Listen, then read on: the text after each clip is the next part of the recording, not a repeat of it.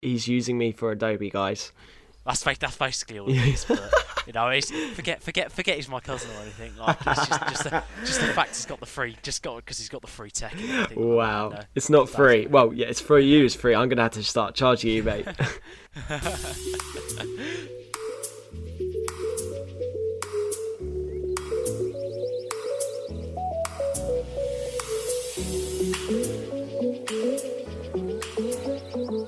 Hello and welcome to the AM Filmmaking Podcast. This is episode 2 and I'm joined with a very special guest and his name is Will Bunce. How are you doing, Will? Yeah, I'm good, Adam. How are you, man? I'm very good, very good. I mean, I've definitely not got coronavirus and and I am all well. So, and I'm following my self-isolation priorities, and I've got no job, so that's why I'm doing this on a regular basis, which is really good. So unemployed, great. Yeah, brilliant. So are you? Well, exactly. It's either way, isn't it, really? Yeah. It is what it is, isn't it? So, just to get straight into it, we are going to be looking at character traits. So this is almost like what I said about in my beginning episode of how I'm going to include a Thursday, and this Thursday, well, like a couple of Thursdays in, we're going to actually look at character traits. And because Will here and I are massive Star Wars fans, that's me more though. Yeah, definitely you more,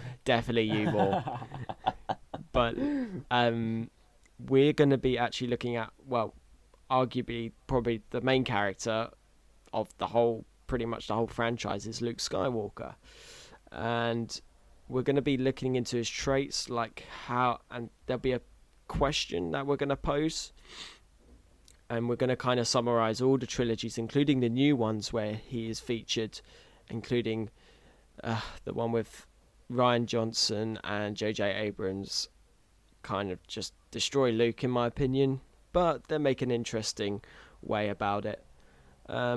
But before we get into any of that, Will, let's introduce yourself, man. Like, say who you are, what your bank where's your bank details?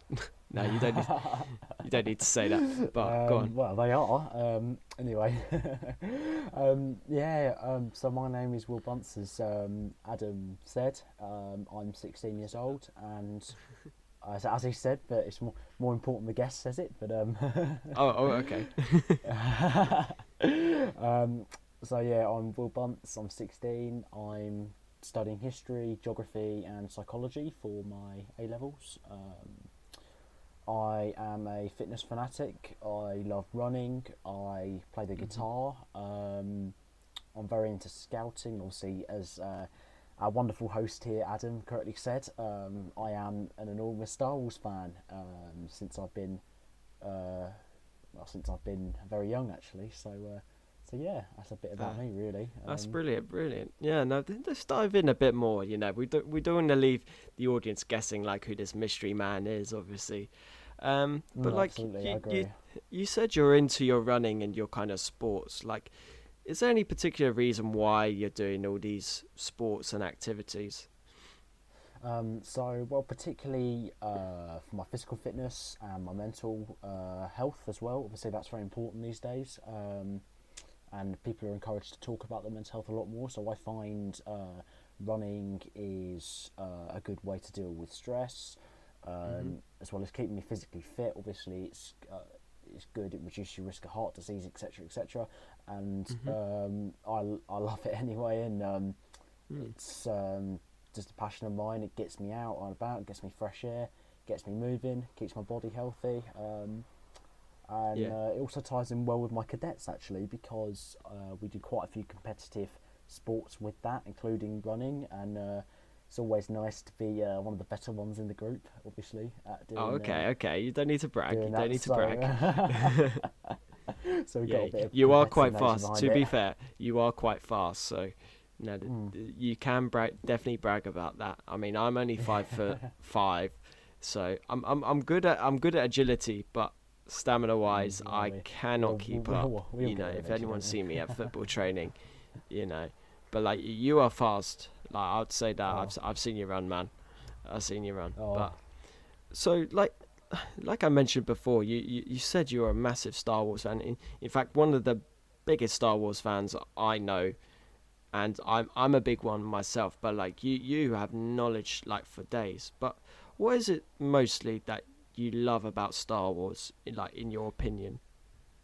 So mainly about Star Wars. I admire George Lucas as a person. Actually, he's one of the kind of has a massive inspiration on my life, I find, and because I find his story to be fascinating, because he came from just being not a nobody as such, but he was unknown. He was a young American film director, and he worked with what he had, which I think is obviously amazing, and he has created a franchise worth billions of dollars, and which has spanned over 40 years, which I think is absolutely fascinating. And not just about that, but I just think the character stories, like especially Luke Skywalker, like you said, who we're talking about today, I think his story, going from a lowly farm boy up to like one of the best Jedis in Star Wars history, I think the journey he undertakes is astonishing, and I think just the morals they teach as well within that, I like to incorporate in my own daily life as well. And yeah, no, that's about it really. And you would say, like, if Jedi was an actual religion, you would class yourself as an actual Jedi. Is that correct? Oh yeah, absolutely, man, absolutely. Well, then we definitely got a conflict, because if people know me well enough, like, I love my bad guys and I love my villains, and Oh. like Star Wars for me, it's the pinnacle of all that. I love, I can't pick a particular favorite, but Darth Vader, the Emperor. I love Boba Fett as well. Yeah. Kylo Ren, Darth mate. Maul. Like, Darth Maul. see, Kylo Ren. Darth. See, I want to debate about this, but I do love Darth Maul, but like, in the films himself, like, he needs to speak more. Yeah, I agree. Yeah, He only has about like 4 lines, he's and very limited in what he says. yeah, no, unfortunately. Don't get me wrong though. it's all right, but like, it's main characters, insane. but but we'll definitely get into that later on, like, especially in the later podcast when we do talk about specific characters. But oh, you love me back. That's always a good sign, isn't it? yeah, absolutely. So we could have a massive debate like later on in the year, especially when it becomes May the 4th. And we have the massive exactly. Star Wars marathon, innit? So yeah, exactly. Yeah, guys, I'm glad my cousin's actually gonna have me back on the show. Proves I'm doing something right. yeah, it's nice to have your family members involved, like, some of the time. So there's no beef. There's no beef at all. So all good, bro. All good, bro. Okay, so let's tell you what. Let's keep going. So we're gonna dive straight into our question for the day, which is the main theme about the podcast. And our question, which it poses, is, when it's to do with character traits, is which traits or which character traits possessed by Luke Skywalker have the largest impact on him and the effects of him throughout the Star Wars franchise, okay, or the Star Wars episodes, and basically, we're gonna basically dissect his character, into his traits that, like, are predominant, like, from the beginning when we see him in episode 4, all the way to the end at episode 8 when he finally fades out into when he becomes a Force ghost to become a mentor for Rey. But we're not necessarily gonna, because we're only gonna trail his life story, so we're not gonna go into his Force ghost story, because not only is there only one scene of that with Rey, the fact that I don't think it has that much of a big impact, in my opinion. But we will touch on it, but like, I just want to see his life story, so his Force ghost unfortunately doesn't count. Okay? Yeah. Okay. So, Will, my question is, like, if we were to do an overall summary of Luke Skywalker, the most famous character, probably arguably one of the most famous characters from the Star Wars franchise. Like, if you say the name, people will know who he is. He's a guy with a blue lightsaber or a green lightsaber, whatever your choice is. Of course, son of Darth And Vader, like. Or I would say he actually looks like yourself like Will, because I'd say your haircut definitely looks like him. It's not that bad. Yeah, no, honestly, if you see Will, like, you'd say he has Darth Vader hair. I kid you not. Like, if you dyed it brown, he would become Luke Skywalker. I'm not even joking. But It's gonna happen Will, one if day, you- guys. It's gonna happen one day. yeah, I'd love to see that. I love to see it. I mean, you got all the time in the world. You could definitely dye your hair brown and then turn into Luke Skywalker, 100%. But if you had to summarize Luke Skywalker throughout all the films, like, what 3 words would you pick, in your opinion? That's a very, very in-depth question. It's a very good question. I'll give you that. For me, I find he is very brave. He shows some very brave moments throughout all episodes that he appears in, which I'm sure we're gonna touch on a bit later, I can imagine. He's very adventurous as well. I find that he has a sense for adventure naturally, which appeals to me, which I find quite a good aspect and engaging about his character, actually. I find that's quite fruitful, if that makes sense, in kind of gripping you into his character as a whole. Very well done by George Lucas. And I find at times, though, he is quite fearful, believe it or not, because I find, especially, no spoilers for you guys who haven't seen it, but the film is 50 odd years old, guys, so if you haven't seen it, Well, no, but by this point, people would have clicked. it. People would have clicked off the podcast by now, so it is a good time to release spoilers. But no, go for it, keep going, man.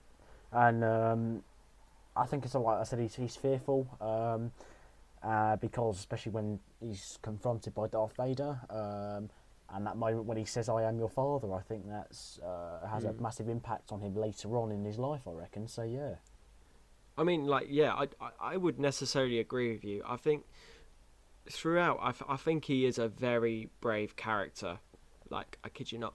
And, like, another word I've written on here is definitely the element of kind of taking responsibility. He is seen as, yes, he is seen as his child throughout the whole series. Even in episode 6, where you think he's got a little bit more mature. But, like, there is an element of responsibility that he takes, not just for himself to be selfish, but in terms of how, he is the one to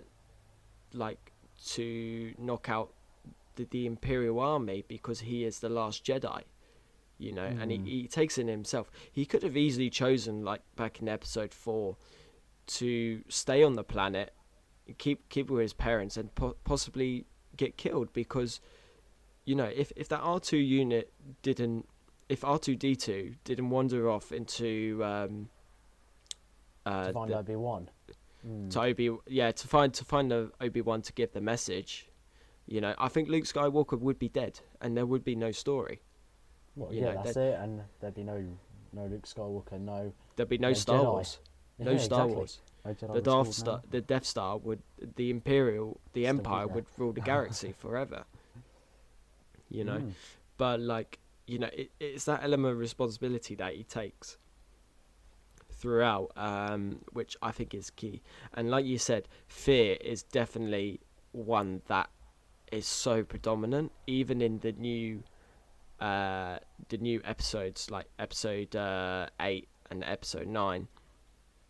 There is definitely that element of fear when teaching Rey.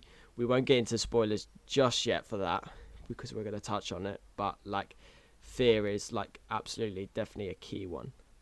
I think it's a key point in his character as a whole, like you were mentioning. Yeah.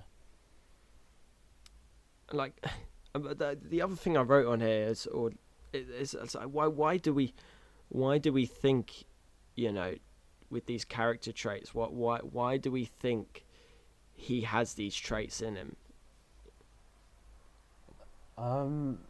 Well, it's a good question, and to be fair, there are many. It might be a bad question, to be honest, but No, it's fair enough.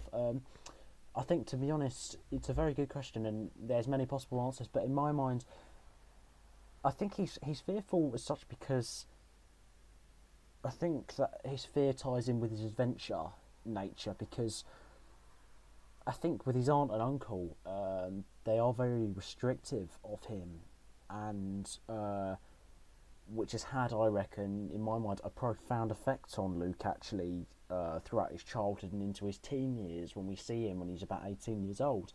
And I think that kind of that isolation and restrictive nature that they've placed upon him, that protective kind of upbringing, has really shielded him and from what actually goes on outside of that family circle, if that makes sense. And I find that's kind of made him very unaware of what is out there, which, although has spurred him to become adventurous, he doesn't at the start understand the full extent of fear. Perhaps he's kind of put it on the back burner, perhaps, and has kind of thought, oh, I need some adventure, I want to get out of here, but yet he doesn't take into account the fear and the danger that could pose, if that makes sense. Yeah, no, I absolutely I don't know what agree. your thoughts are. I don't know what your thoughts are on that, but well, to be honest, your mic was cutting out a lot from my end. That's okay. nothing to do with the podcast, but I completely agree. And it's just audience perception. Like, as a, when we are looking as a kind of audience member, or no matter if you like films or not, or like you really have a care in them, it's basically your perception, I think, and it's what's predominant when you see all these films. Like, all these films have a certain chemistry of how they go and flow. Anything from the style that's edited, with all the screen wipes that Star Wars use, to like pretty much how the stories go. They all follow a very similar trend. And that's similar to character traits, but character traits over time, I feel they just progress, either like in a positive or a negative way. For Luke himself, like, I think fear, like we said, it starts off quite low, and then it slowly builds up, like all these things like he has in the back of his mind. And it kind of shows, especially when in episode 8, when he's confronting Rey, that it's so clear that he is scared to trade Rey. It is so clear. I agree, actually. I think it's very obvious when it comes to episode 8, actually. Yeah. So we'll analyse pretty much, like, let's dive right to the beginning. We're going to analyse, the main ones we're going to analyse is actually episode 4 and episode 8. So episode 4 is, for those who are not the biggest Star Wars fans, it's the 1977 Star Wars film, the first one, called A New Hope. And it's basically Luke's humble beginnings, pretty much. And like how he starts off this farm boy down in Tatooine. And for me, I think the biggest influences that he has to overcome, which he has to actually overcome throughout all the episodes, in my opinion, but especially in the original trilogy, is the restrictive nature from his aunt and uncle. Like, the fact that he wants to do all these things outside of the place. Will, just remind me, what was it he said he wanted to do, but like his uncle wouldn't let him? They're stopping from doing quite a few things, So after doing a long, extensive research just a moment ago, it actually took me 10 minutes because I couldn't actually find it. I was on Wikipedia it's called a Wikipedia. That's it, not Wikipedia. Amazing page. Fandom. Yeah, the fandom page, absolutely. It has bloody everything. Jesus, even on like Uncle Owen, his story goes on for like 5 pages. But he actually wanted to join the Rebel Alliance Academy, but like his uncle's like, oh no, we've got a harvest this year because there's been a large drought and everything, you know. And and that shows just, even like if we didn't know Luke from like the prequel trilogy or the comics or anything like that, it just shows how restricted he is. You know, if you you know, when he was looking over the sunset, you know, when he had that dream moment, you could see how abandoned and there's nothing around him as such. Yes. He is so tightened and restricted to help his uncle and aunt. Like there's not a lot we could do. I mean, the aunt has a little bit more sympathy, but you know, it kind of like, when Luke was obviously growing up, you know, it kind of, it made him a bit more, I said the word unaware, because he's not very aware of his surroundings in terms of what's going on. I mean, he knows the Empire's in control, that is true, but he has no idea like of anything else that's going on. I feel like as well, particularly like you were talking about, he knows the Empire's in control. I feel like he knows it, but I remember actually when I saw the film, he's talking about how it's all too far, it's all so far away from here, and you know, he's got his own life that won't change it. Which again, you know, I find kind of the isolation and the restricted nature of his aunt and uncle has kind of made him have like a more of a down to earth attitude, like being more realistic of the circumstances, and him just being literally the reality of his life. He literally is a farm boy, obviously unaware that he's the heir to the Jedi, but the fact that he's just a lowly farm boy who can't fight the Empire and who's just got to finish his work, you know, get through year by year, season by season. And I think because of that fact, that's really shaped his character, especially the whole nature of how he's adventurous, because he's spurred and he's interested and he's curious to what's happening outside. And of course, with his aunt and uncle, he can't leave, so it just fuels that curiosity even more, I suppose. You get it. You know what's weird? And that's actually a really interesting point, because then it goes back to, or if we jump ahead to, you know, when his aunt and uncle are killed. Yeah, it was a weird moment for me. I always watched it, and it was always a weird moment, because the weird thing is, okay, they had obviously been burned down. You could see the bodies there, and Luke is looking corpses. Really Shocked. You know, he's very shocked. That's his first thing. But then obviously the Tatooine music comes in, and then all of a sudden he's like, right, I'm really motivated. I want to go, and like I know there's a bit of like, it's a bit weird. It's a bit like, it is like a revenge movie. It becomes a revenge movie. It's all Do you get what I mean? He's out to revenge, you know, his like family. Coming soon, Luke Skywalker takes hostage of like 5 stormtroopers. You know, but in a weird way, that's his motivation, because of his family's murder.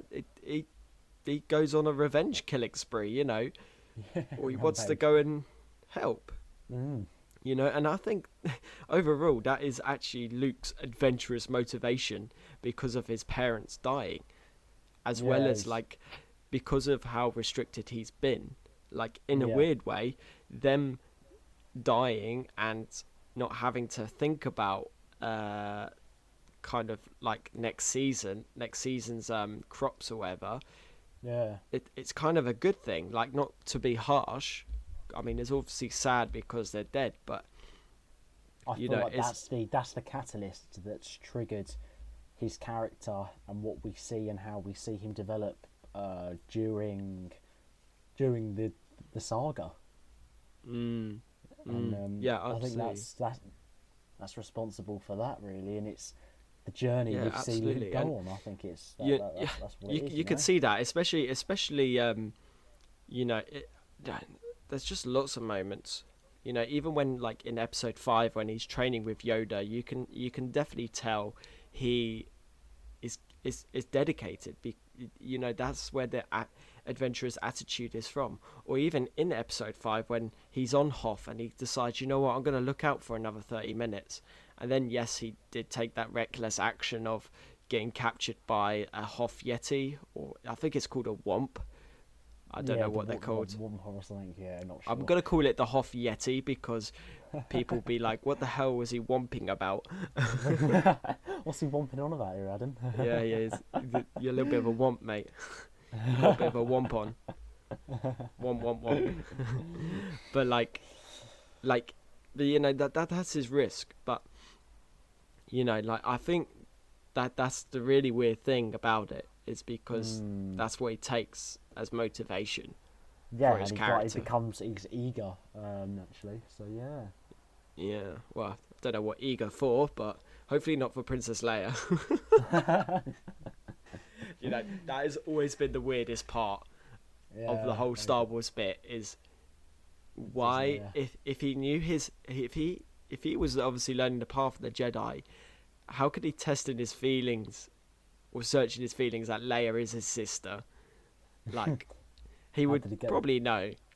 Yeah, how did he get but it so anyway, anyway, we're not going to talk any more into that.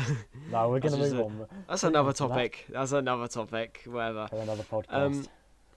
So obviously, after obviously, you know, he defeats the Death Star. He takes that element of responsibility. You know, he's very adventurous. He becomes brave.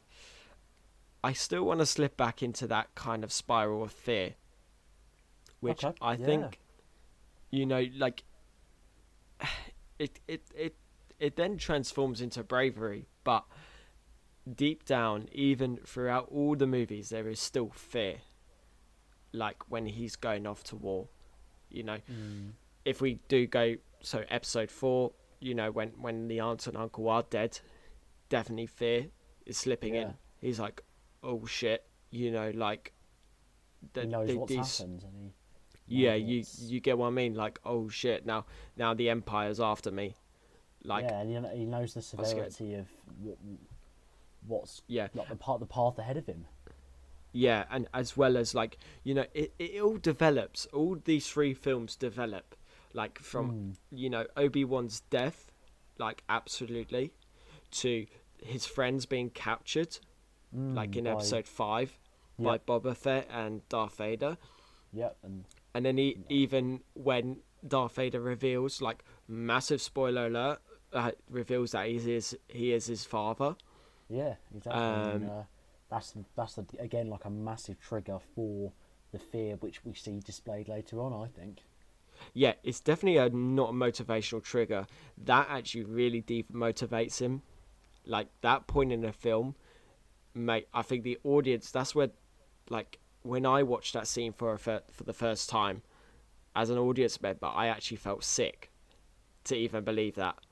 Yeah, because, exactly. You know, like, I would be sick, mate, if I was doing all that and I found out Darth Vader was my father, Jesus, I'd throw myself off the bloody rim into the edge of the galaxy.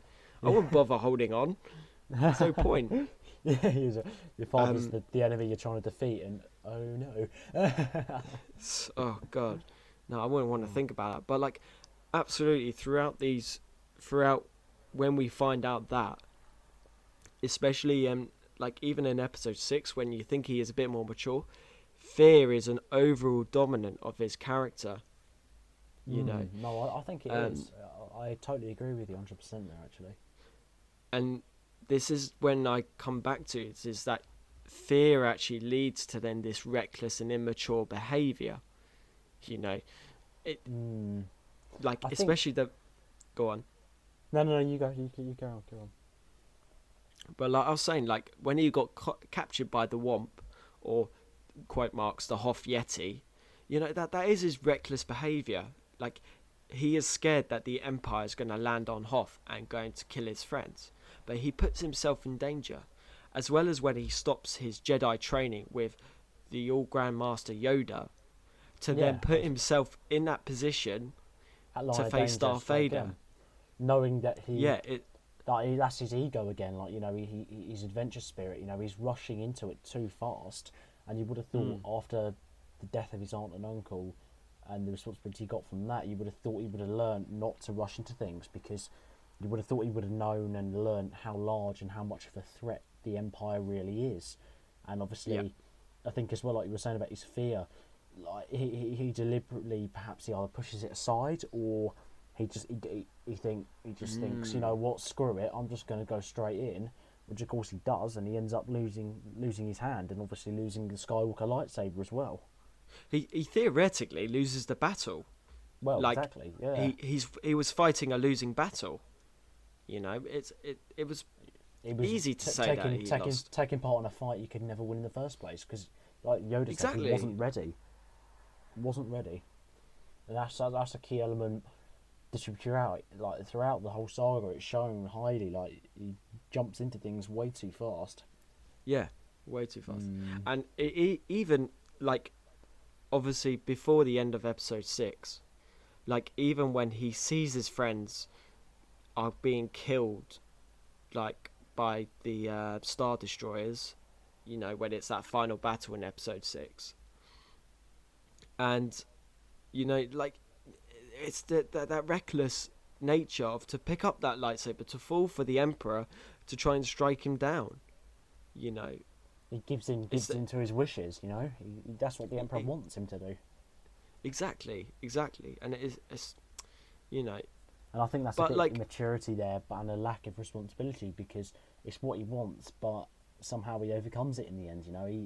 He thinks, what am I doing? Okay, it brings us back to like kind of the whole theme of episode 6. It's the story is a coming of age story, and what that means basically is that Luke is basically overcoming from all his past like tragedies as such, and he's coming up with smarter ways to kind of defeat enemies as he goes along, and he's actually discovering himself a bit more. Yeah, no, I feel he is, to be honest, and I totally agree with what you're saying there, Adam. Like, I think that over the course of the original trilogy as a whole, there's been up and down moments, I must admit, with his maturity and whatever, but I find that overall he is generally mature, but then, like we were saying, the moments do sink in again, and it's a recurring thing, but I feel like it comes with the situation, if that makes sense. So if it's a shocking situation, then it may carry, I think in my mind, lots more elements of that immaturity. Perhaps when he is rushing into decisions quickly and not thinking it through, the consequences, what impact it's going to have on people, etc.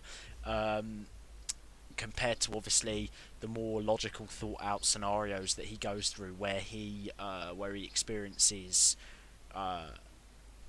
less kind of like situational pressure, if that makes sense. So then he won't have to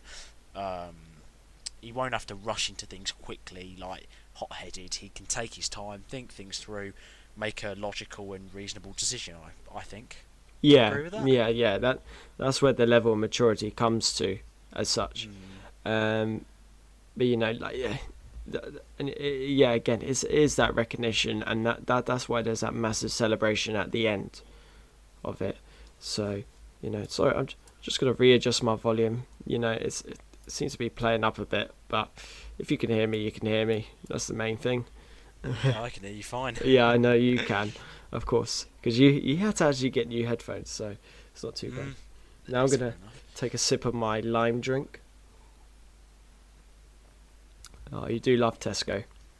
Anyway, so let's then jump forward. However many years it is in the future, we go to episode 8, pretty much, where we again, this type of Luke, in my opinion, a lot of people hate this type of Luke in The Last Jedi.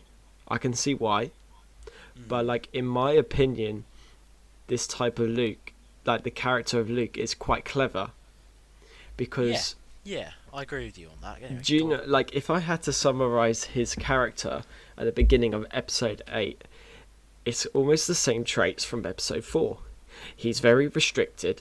He's restricted himself on that lone island from everyone else. He's very unaware of his surroundings. He's surrounded by water, for goodness sake, and he's in the depths of the galaxy where no one's going to ever find him. Yeah, no one's ever going to be on the island with him. Well, no, like because you said, he isolated himself. Yeah, exactly. And I think from that, like you were saying, it's reinforcing those traits. They're coming back from episode 4, and I think they're kind of taking over him as such a little bit, because he becomes so overwhelmed with, I feel like, guilt as well, in particular for what happened to Ben Solo, and I think that adds to his fear of perhaps even training Rey as such, because it's a pattern, you know. The isolation and the restriction that he self-imposed on himself has caused him to become fearful, which then in turn will impact how he's training Rey. I don't know what your opinion is on that, but I again, like you mentioned the word again, fear, and that's a recurring thing. But I think it's really strong in episode 8, in my opinion, because I think he definitely is scared. You know, like you said, when he had all those moments with Ben Solo, in terms of, like, from Ben Solo's perspective to then his perspective, you know, reading his thoughts and everything like that, you know. But yeah, no, I agree. And then you see the eyes of a boy as such. I know I'm rambling on a bit, but again, Luke is almost the same person that he was from the beginning of episode 4. It's almost he's restarted again. You know, all that courage, all that building up, and because fear itself, no matter how much you like in the real world, and no matter how much you try and get rid of it, it's a bit like a phobia. You know, I don't know if Luke. Go on. No. I was just going to say, like, the fact, like you were saying, it's a phobia. I think is absolutely spot on, because phobias they may disappear for a time, but ultimately, if you don't keep resisting perhaps the phobia of fear, then it's going to come back to you, and of course, as we saw, it trips Luke up quite frequently during episode 8. Which again is a massive, like you were saying, it's a massive throwback to episode 4, and I feel like as well it's impacting his overall appearance to us as the audience, because, you know, we're being perceived that, oh, you would have thought Luke would have developed 4 films on, but obviously he's still got the same kind of traits and characteristics, which could be kind of a determination of how Luke has changed, you know, in the Star Wars galaxy, between seeing him in the 1970s, late 1970s with episode 4, and obviously in 2017 with the Last Jedi episode 8. So yeah, no, and I think in a way, like, because I would say for myself, like, my phobia is heights, and no matter how much, you know, I could climb the Empire State Building or go up in a plane, no matter what, it's still going to be there. But there's ways of coping with it, and I think the problem with Luke, he hasn't really found a way to cope with this fear of kind of the regret that I don't know what kind of phobia he would have. This is the thing.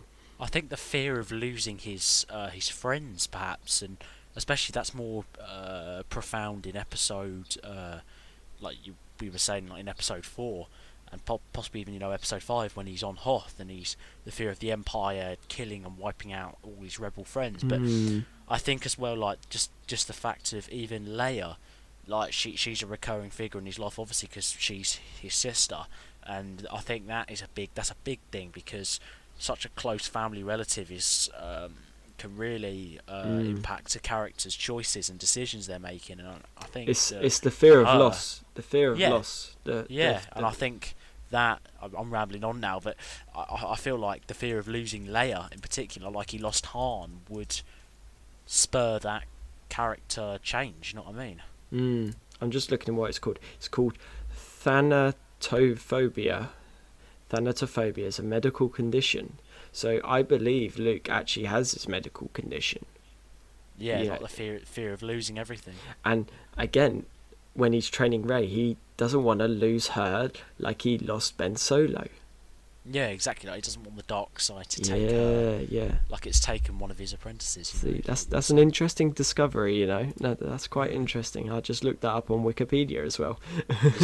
you discover things even when you're doing the final thing. Yeah, exactly. You know, but what's interesting in episode 8, he develops quicker during this.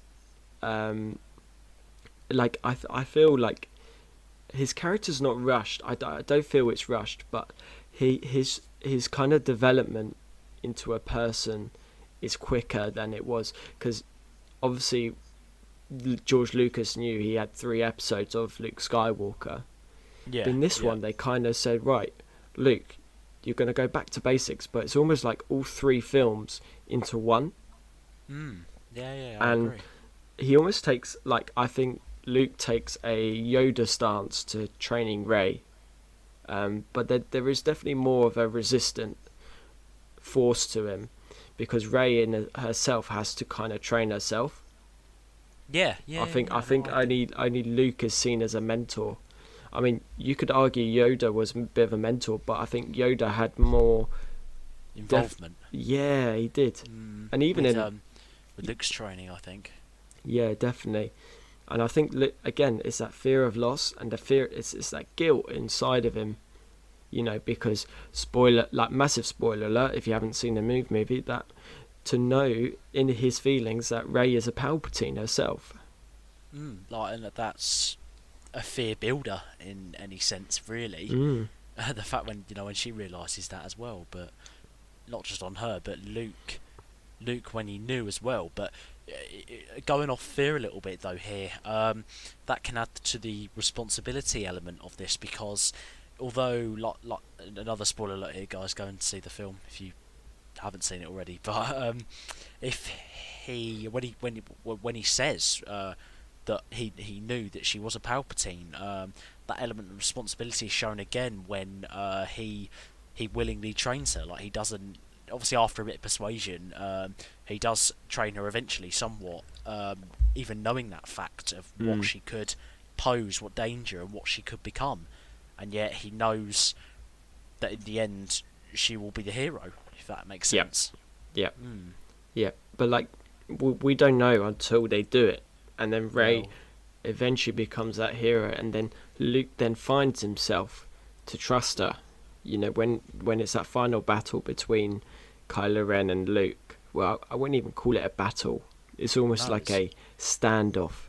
It's the delay phase, because he knows Rey is out there to save him. You know, it's kind of then confirming to Luke to say, all of a sudden he's now mature, and he's saying, I trust Rey with all my powers. You know, I'm willing to give my life to allow Rey to become this ultimate, hopefully become this ultimate balance of Jedi and Sith. Yeah, between the two.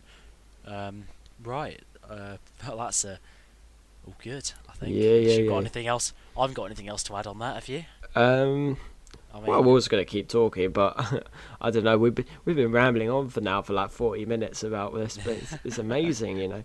But let's just do a quick summary then. So, if after talking all about this, do you think he, like, at the end of all this, do you think he actually overcame? Like, the main question was, did he become this brave hero that we expect him to be, or was he, you know, this fearful chicken? Like, I said cowardly chicken, but that's probably not how I'd describe him, but this fearful human being, you know.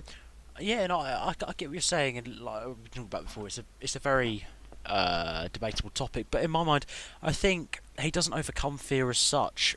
I think he overcomes it at times which are necessary, and have a greater need for